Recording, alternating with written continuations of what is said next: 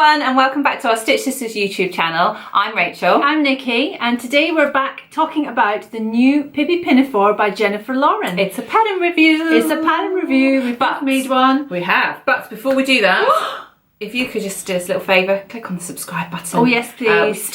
Most of our videos are still viewed by people who don't subscribe to our channel, so we would love it if you're one of those. If you could just give us a little subscribe, maybe click on the bell so you get some notifications. Maisie's crying. Maisie's crying. She's upset that you haven't subscribed. And if you like the video, of course, give us a thumbs up. Yes, we always love hearing from you. We do. So, the Pippi Pinafore. What do you think? Do you love it? I do love it. I love it. You do love it. I know you do. You've already got plans for number 2. Plans for number 2, a skirt hack, all sorts of different things. Yeah. And all of that running through my mind whilst I'm still sewing the first one. So lovely. It was harder than I expected. Was it? It shouldn't be. Were you just having an off day? Shall I tell everyone about my little pleat? Our pleat invention. So, I got a little bit confused with one of the most basic instructions, which was to form the pleats on the front of the skirt. Yes. I thought that the picture looked more like a box pleat. And so when Jennifer said repeat for the other pleat, instead of thinking, oh, that's the other pleat on the other side of the skirt, I thought she does mean a box pleat. So and I'm thinking, this is most unlike Jennifer. She usually is very good at describing how you do things like pleats, and this is all a bit vague. But anyway, I insisted that we put in the box pleats. Then we laid the pocket over the pleat so that there was a pleat inside the pocket, and I thought, no, okay, it's working, it's fine. Yeah. All going great until I go to add the waistband and find that it's too small, but only on the front section. And I will confess, I scratched my head for about an hour before I figured out that I just had an extra pleat that needed to be removed, and then it was a perfect fit. Hooray! So, goes to show, doesn't matter how experienced you are, doesn't matter how much sewing you've been doing, we all have off days, we all don't read the instructions properly. No. But if you persevere, you will get there in the end. Yes, and absolutely. Eventually I figured it out. I think I love mine as well, and it was a fairly easy when you do it right, it all comes together beautifully. And I had planned, when I saw this, I had planned a winter one. So I'm thinking heavier denim, I'm thinking tweeds, I'm thinking wools, I'm thinking things like that. I'd love a winter weight one. So I wasn't really thinking summer weight ones at all. So doing it now has kind of thrown me a little. But I had this lovely striped linen. Just so tasty. I had this striped linen in my stash, so I bought it from Higgs & Higgs. So I just used that, and I've done a bit of stripe manipulation. I've got them going in different directions. Yes. And we'll insert some really pictures so you can see all of those details. Yeah. So, things we love about it. First of all, Jennifer's patterns are always very well written. Yes. So, ignoring my silly mistake. The sizing is always good because she offers different cup sizes, which a lot of patterns don't. And that if you have a fuller or smaller chest, it does allow you to tailor your pattern. So, just so you know, we both made a size 14 with a C cup. Yes. With her patterns, we kind of toy between a 12 and a D cup, or a 14 and a C cup. We went with the 14C on this one. In hindsight, if I was to make it again, I probably would go 12D because the bib is a better fit than the skirt. The skirt is not roomy or anything. I think it is a nice fit, but it could afford to be a couple. I think a tiny bit smaller at the waist. I think mine could definitely be. I can get my hands in both sides. Yeah. Which you do want. I didn't want it too tight in case you wear it with jumpers and stuff. You know, in the winter you do wear bigger things underneath it, so I didn't want it to be too tight just in case there wasn't room for that. But I think if I was making another summer one, I probably would size down. Obviously with the Pinafore you don't have to worry too much about the sizing, because as long as the straps are fitting you well, then it will hang. Yeah, exactly. So if you've got a bit of extra room, it doesn't really matter. And you've used some beautiful little buttons on yours. I have. So these buttons, I posted them on Instagram actually last night, and they were so popular, and I'm not surprised because I found these in a charity shop a couple of weeks ago, and I got so excited. I literally gasped when I saw them, and I went off to the counter all excited saying to the lady, I can't believe I found these buttons, and she just looked at me like I was crazy. Like, yeah, they're buttons, so what? But vintage anchor buttons, I mean, you know, what's not to love? And they were still on the original card. They were £1.50 for 10 of them, and bargains. so I've got 4 left. Yes. 4 left. Lovely.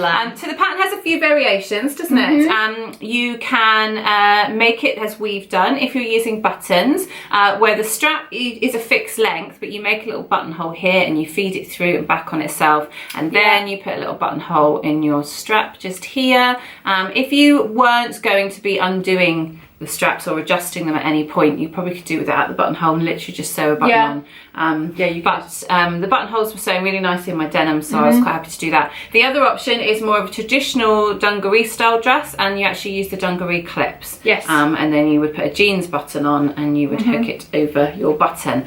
So there's that variation. Yes. I shortened mine slightly. I think that's the only adjustment that I did. Yes. I took 2 inches out of the length, but I did it at the length and shortened line because I didn't want to lose the shape of the hem. I just added 3 inches to the bottom. Sorry about that. I added 3 inches to the bottom. Your standard Nikki 3 inches. Standard Nikki 3 inches, but then it was too long by the time I had finished. But I prefer that. I prefer to put a deeper hem in and have it too long to begin with. So I did a 2-inch hem. So I turned it up by 1 inch and another inch to give it a bit of weight on the bottom. Yeah, I did a slightly deeper hem too, but only because I did a quarter turn and then an inch, and I think the hem allowance is just 1 inch, so I decided on an extra quarter just for a nicer finish. Yeah.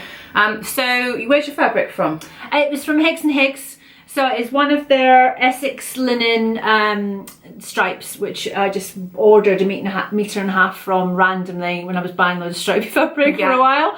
And so it's nice to actually have used it. And I've just lined it with a very plain white cotton, because I didn't want to line it with the stripes because it's quite thin, and I didn't want the shadow underneath of the other stripes. Shall I tell them all your little secret, that it's actually a bed sheet? It's a bed sheet. It's left over from our duvet dress video. Click on the link if you want to watch that, where we lined them with just a fitted sheet. So that's the leftover. And never throw anything away. There's still at least a good half metre left of it, so we'll make come back again. Mine is a sort of red chambray style stretch denim from Doughty's, and I think it's about £10 a metre. It's a really lovely quality, and I'm going to just undo this strap so I can show you, because my lining I actually stole out of Nikki's stash because we were sewing here, and it's pretty flowers. And she said, just help yourself to anything that you want. So I she had a little rummage of my fabric. And I said to her, are you going to use it for anything else? And you said, oh, I don't know, I don't think so. So I thought, well then it's fair game. Exactly. But whilst I'm doing this, let me show you. So you've got your buttonhole there, and then this feeds through from behind, if I can do it, there we go. And then you just pull it up and hook it on your little button up there. Now I'm not sure if I missed that in the instructions, but I did my buttonholes on the side for the waistband, and then I did my buttonholes for here, because it said if you're using buttons, do buttonholes up here, but I think I've gone for slightly smaller buttons than you, so that means that my strap, I don't know if you can see, is slightly bigger than the hole. Now it doesn't bother me that it's slightly sort of wrinkling coming through there, but I don't know whether she said to do a specific size buttonhole. To be honest, I didn't even check that. I knew, because I went wider on the straps. I sewed the straps with a 1/4 inch seam allowance instead of the 5/8 in the pattern, because I had seen Nikki's and I thought I wanted mine a little bit wider. So I only sewed them with a 1/4 inch, and because I knew they were wider, I just did a buttonhole that would fit, so I measured the stripe and actually used that as my I just assumed that it was, well, I didn't even check that my buttons were the right size. I just thought they looked the right size for the project, but I should have checked. But it doesn't bother me, so I'm not worried about it. Have you got any top tips for the pattern? I've got one whilst you're thinking. So one of the things that doesn't get mentioned in the cutting layout, at least not that I could find, is that when you cut your pieces, cut them on the wrong side of the fabric. Now, if you're like me, and when you get your fabric out, having washed it and ironed it and put it away or whatever, I cut it on whatever side it comes out at the time. So if it's already folded right sides out, I don't bother then refolding it inside out. And the reason that's important is because for your button facing and your button band for the side, but also for your waistband, you need them to be cut a certain way. So it says to cut your interfacing glue side up, and if you want that to match the bands, because you're only cutting one, right, then you need to make sure that the fabric is cut, the pattern is cut on the wrong side of the fabric. Right. If that makes sense. The pattern piece is right side up, but it's on the wrong side of the fabric. That's also important for the waistband, as I found out, because the notches are quite specific. So you have your one waistband and you attach your bib to one side of it and your crossover straps to the other side of it. Yeah. If you haven't cut your waistband the right way round, then it will be reversed, and what that means is you'll have your opening on this side of the skirt, but then you'll have the opening on your waistband on this side. Yeah. The reason I know this is because I did that, and luckily I'd only basted them on because I was a little bit unsure, and then what I had to do was fold it in half and transfer all of the notches from one side to the other side. Yeah. Yes. The other thing that another top tip you could share about your stripes was the reason why you've cut them in different ways, because I think that's really handy. Yeah, because there's 3 sections. I will stand up. So there's 3 sections to the dress. You've got your bib, and then you've got your waistband, and then you've got your skirt. So if I had done the waistband so the stripes were going vertically, then I would have had to have matched up this stripe and that stripe and the stripes in between. And I've not had to worry about it because the stripe is going horizontally in the middle. And actually, I'm just looking at it now, and they are exact opposites. Yeah. But I quite like that. Yeah, absolutely. I But don't also, think it matters. takes the stress out of it. It takes the stress and out I of it just thought that completely. that was a really good idea when Nikki mentioned it, because if you're worried about stripe matching and you have the option to cut some pieces with the stripes going the other ways, then use it to break it up and don't worry about matching it. Absolutely. And I was quite fussy. It makes it more interesting too. I was quite fussy laying out the straps, to making sure that they started on the same point, so that they're even. The waistband was even. I had to make the waistband slightly bigger because I wanted to cut along 2 full stripes. So I think I only ended up adding half an inch, something like that. Yeah. So I had to get my lining to match as well. But other than that, and then lining up the pockets, the top of the pockets lining up from the same stripe and coming down. It was a bit more fussy cutting. I had to do them individually rather than just having the fabric folded and going from that. Yeah. But it is worth it in the end. Yeah, and having those reverse directions really helps. And my little tip, which is something you mentioned at the time, which you may have forgotten about, was when you're putting your lining on your pockets, it might be a good idea to have your lining slightly smaller than your pocket piece. Yes. Very true. Where it's a J pocket, so you've got the top of the pocket here. Let me just show you here. And then you've got the other side around here. If you just trimmed like a 1/4 of an inch on the lining. On the lining. Let me stand up and show them because it's more obvious on mine. So I've got the same floral print inside my pocket, and I had to spend some time. In fact, you can still see it there, but I had to spend some time when I was pressing trying to make sure that the lining wasn't visible on the right side, even though you have still got a couple of little peaks here and there.